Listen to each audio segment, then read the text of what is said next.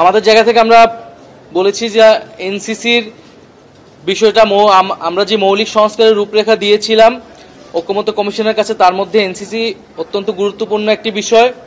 আমরা আশা করেছিলাম, আমরা ফোরামের কাছে যেই রাজনৈতিক দলগুলো বিরোধিতা করেছেন তাদের কাছে অনুরোধ করেছিলাম, আহ্বান নীতিগত জায়গায় একটা ঐক্যমতে আসতে পারি আজকের মধ্যেই, কিন্তু এটা হতাশাজনক যে আমরা আজকে এটা আসতে পারিনি।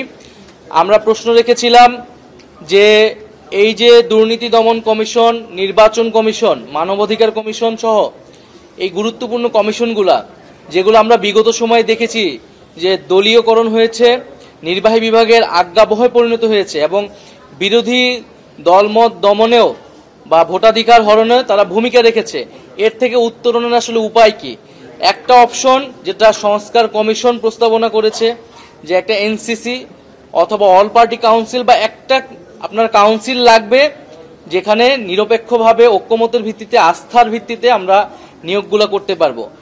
আর না হলে আমাদের আরেকটি অপশন, যেটি আগের আমলে, শেখ হাসিনার আমলে, বিগত ফ্যাসিস্ট আমলে যেইভাবে নিয়োগ হতো, যে আইনে নিয়োগ হতো সেইভাবেই নিয়োগ হবে। আমরা কি বিদ্যমান সিস্টেমটা রেখে দিব নাকি আমরা পরিবর্তন চাবো? তো এই বিষয়ে আসলে ঐক্যমত আসা যায়নি। আমরা স্মরণ করে দেওয়ার চেষ্টা করেছি যে বিভিন্ন রাজনৈতিক দল বিরোধী। তো সার্বিকভাবে এটা আমাদের জন্য আজকের দিনটা একটু হতাশার, কারণ আমরা আজকে আশা করেছিলাম যে এনসিসির বিষয়ে অ্যাটলিস্ট নীতিগত একটা ঐক্যমত আমরা আসতে পারবো, যে এই ধরনের এই যে সাংবিধানিক প্রতিষ্ঠানগুলো, সেখানে ঐক্যমতের ভিত্তিতে, নিরপেক্ষ বা আস্থার ভিত্তিতে নিয়োগটা হবে, একদলীয়ভাবে আগের মতো ভাবে প্রধানমন্ত্রীর ইচ্ছা অনুসারে নিয়োগ হবে না।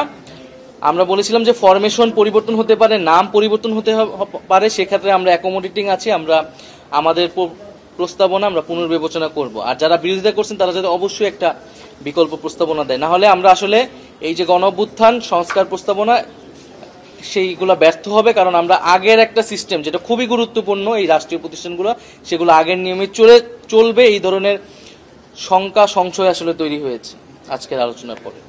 আলোচনা করার কথা থাকলেও দুইটি বিষয় নিয়ে আলোচনা হয়েছে। এনসিসি নিয়ে আমরা বিরতির সময় বলেছি এনসিসি নিয়ে ঐক্যমত হয়নি, এবং এটি পরবর্তী সপ্তাহে অন্যান্য আরো যে বিষয়গুলো বিগত দিনে ঐক্যমত হয়নি সেটার সাথে আলোচনা করা হবে। এবং রাষ্ট্রপতি নির্বাচনের বিষয়টি আজকে আলোচনা সমাপ্ত করা যায়নি, রাষ্ট্রপতির ক্ষমতা বৃদ্ধি করা হবে কিনা সেই প্রশ্ন অনেকেই তুলেছেন। সেই প্রেক্ষিতে আগামীকাল রাষ্ট্রপতির এই আলোচনাটা যেখানে থেমেছে রাষ্ট্রপতি নির্বাচনে, সেই আলোচনা দিয়ে শুরু হবে। বক্তব্য জনগণের সামনে স্পষ্ট করছি, আজকে পুরো আলোচনায় টেলিভাইজড হয়েছে, সারা দেশের মানুষ কিন্তু দেখেছে কার কি অবস্থান। জনগণ সিদ্ধান্ত নিবে তার মতো করে।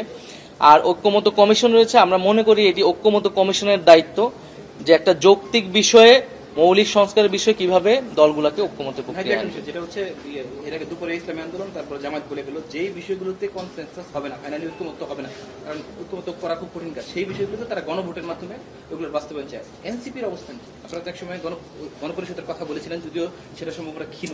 এই ক্ষেত্রে এখন আপনাদের বাস্তবায়নের পথ কি, প্রস্তাব কি? আমরা গণপরিষদের কথা বলেছি, আমরা এখনো গণপরিষদের অবস্থানেই আছি, কারণ এই জুলাই সনদ বা এই মৌলিক সংস্কারের ঐক্যমত এটা আসলে কিভাবে বাস্তবায়িত হবে এই বিষয়ে কিন্তু সিদ্ধান্ত হয়নি। ঐক্যমত কমিশন থেকে বলা হয়েছে এই বিষয়ে সবার পরে আলোচনা হবে, সিদ্ধান্ত হবে। তো সেই জায়গা থেকে আমরা দেখব যে আসলে কোন কোন বিষয়ে ঐক্যমত হচ্ছে, সংস্কারের দলিলটা কিরকম হচ্ছে। কারণ আমরা বলেছি মৌলিক সংস্কার হলেই আমরা এই দলিলকে সমর্থন করব বা এই প্রক্রিয়ায় যাব, তখন আমরা আমাদের কনসিডারেশন করা লাগবে, সেটা আমরা চিন্তা ভাবনা করব। কিন্তু যদি মৌলিক বিষয় ছাড়া অগুরুত্বপূর্ণ বিষয়ে ঐক্যমত হয়, তাহলে সেটা আসলে আমাদের শাসন ব্যবস্থার, রাষ্ট্র কাঠামোর কোনো পরিবর্তন হবে না, সেটাকে আমরা মৌলিক সংস্কার হিসেবে বিবেচনা করব না, তখন আমরা আমাদের সিদ্ধান্ত। রাজনৈতিক দল আগের আমলে, শেখ হাসিনার আমলেই কিন্তু এই নির্বাচন কমিশনের আইন বলেন, দুর্নীতি দমন কমিশন বলেন, সেগুলো নিয়ে কিন্তু তারা ব্যাপক বিরোধিতা করেছিল, এই আইনগুলো নিয়ে প্রশ্ন তুলেছিল, এবং ভবিষ্যতে তারা ক্ষমতায় গেলে সংস্কারের প্রস্তাবনা, তাদের সংস্কার প্রস্তাবনায় বা তাদের কমিটমেন্টের কথা বলেছিল যে এই প্রতিষ্ঠানগুলো পুনর্গঠনের জন্য তারা কাজ করবেন। কিন্তু আমাদের কাছে মনে হয়েছে যে আজকের এই যে আলোচনা বৈঠকে সেই দলগুলার যারা বিরোধিতা করছেন তাদের কাছ থেকে আমরা কোনো বিকল্প প্রস্তাবনা আসলে পাইনি, এ কারণে ঐক্যমত আসা সম্ভব হয়নি। কিছু দল বিরোধিতা করেছেন যারা ঐক্যমত কমিশনেও এনসিসির পক্ষে বলে এসেছিলেন, কিন্তু আজকের আলোচনায় তারা হঠাৎ করেই তাদের অবস্থান পরিবর্তন করেছেন এবং কেন করেছেন সেই ব্যাখ্যাও সুস্পষ্টভাবে আমরা পাইনি। তো ওভারঅল আপনি এখানে আমি নাম নিতে চাই না, এটা তারা যখন তাদের বক্তব্য বলবেন আপনারা সেটা মিলিয়ে